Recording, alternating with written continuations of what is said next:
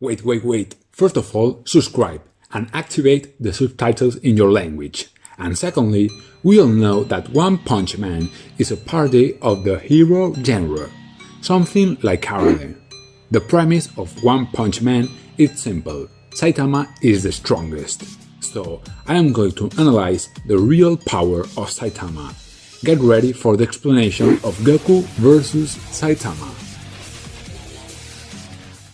Let's be direct.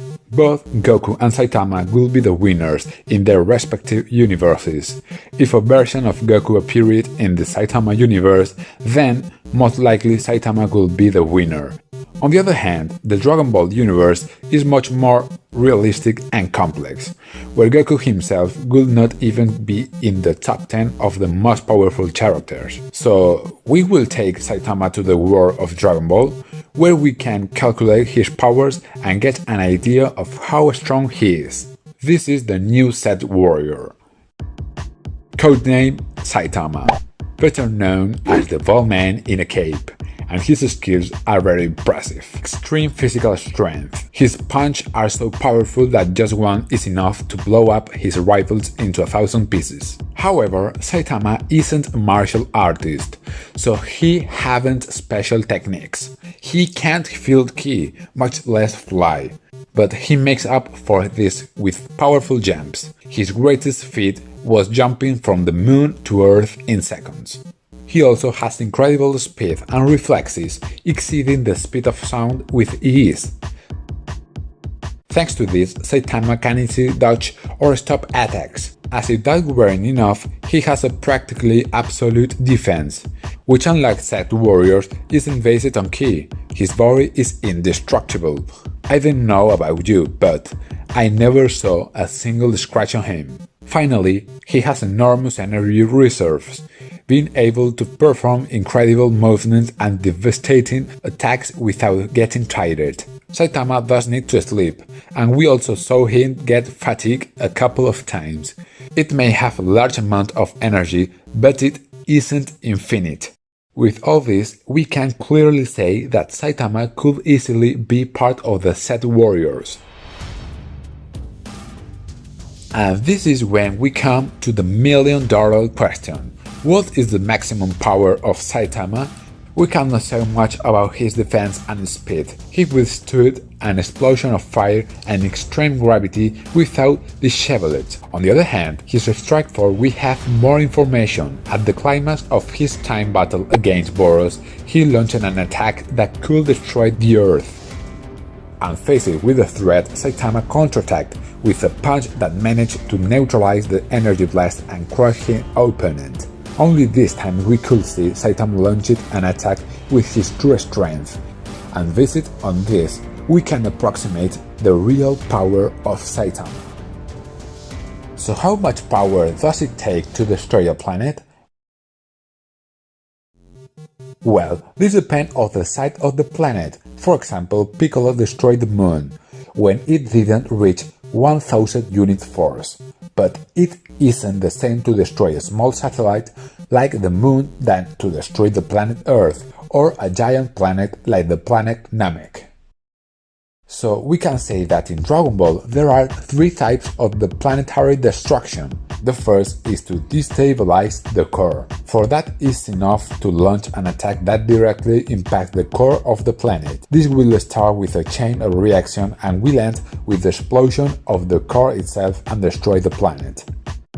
An example is when Freezer launched his attack against Namek. The energy wasn't powerful enough to destroy the planet, but it started a chain reaction that ended up making it explode. The second type of planetary destruction is massive destruction. In this case, the core will not be affected, but the attack alone is enough to destroy the planet. The best example would be when Cell, after being defeated, inflated like a balloon to cause an explosion so powerful that it will destroy the planet instantly. Finally, we have planetary destruction by disintegration. In this case, the planet is victim of a large amount of energy, so powerful that it simply disintegrates. So which of these forms of planetary destruction could Lord Boros perform? At first glance, I would say the first, but let's make things interesting. Suppose that when he launched his attack, he meant that he would destroy the Earth with massive destruction. The power required for this must be similar to Cell in its second form, at the legendary rank, so at the best Boros should be as powerful as a Super Saiyan. Now, for Saitama to be able to stop that attack with a one hit, he will have to be one rank above, in the anomaly range. So we conclude that Saitama's base power when fighting seriously will be in this range, a power close to Gohan Super Saiyan 2. It is said that warriors of anomaly rank should not exist, because they are creatures that cannot be born by natural means. And so we finally begin the most awaited moment, the battle between these two colossi. As usual, Goku would start the fight in his base form. He would immediately know Saitama's power. But Saitama can know the power of Goku. He doesn't have the ability to feel ki. Being a kind person, this hero would start with his basic attacks. The normal consecutive punches. It's a series of quick punches with the right hand. These attacks are more than enough to crush most monsters, but they wouldn't do anything to Goku, that in his base state would just dodge them. Seeing this, Saitama would use his second attack, the consecutive normal punches with two hands, a flurry of much faster attacks.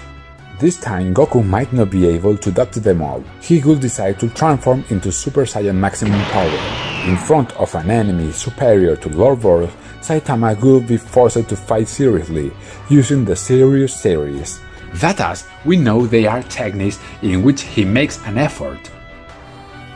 Saitama will use the Serious side hops, with which he moves extremely fast, creating a multitude of images of himself. This move will surprise Goku for his speed. Goku will be forced to transform into Super Saiyan 2 to match his speed.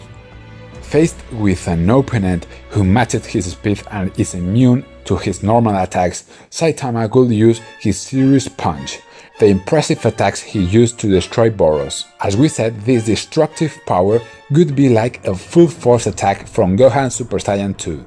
This powerful attack would manage to wound Goku, but without actually killing him. Then Saitama will realize that he is meeting a formidable rival, someone at the same level. I think this will cheer up Saitama and regain his desire to fight, starting an impressive peer-to-peer battle. Finally, Goku would transform into Phase 3, forcing Saitama to reach his limit. If it had to guess, I would say that by trying his best he is capable of reaching the next rank of primordial strength. And you might ask yourself, are you telling me that Saitama, a simple human being, could reach the power of primordial force in the universe? You are right. Perhaps I exaggerated a bit, because this power is enough to endanger the entire universe. In this colossal battle, they would both land devastating blows and hurt each other. But in the end, who will win? Well, although Saitama's strength is colossal, he doesn't use martial arts. He hasn't special techniques. He can't feel the presence of his opponent. I think that this would be Saitama's Achilles heel.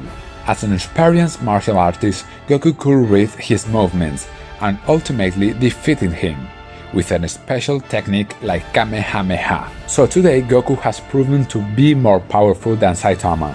Yet what we say about Saitama is what we have seen to date. Saitama, without controlling the energy, has a power close to perfect Cell. Can you imagine how powerful it would be if he did train at the level of Goku? If you liked this video, subscribe and give me a like. See you soon in more power level videos. Bye bye.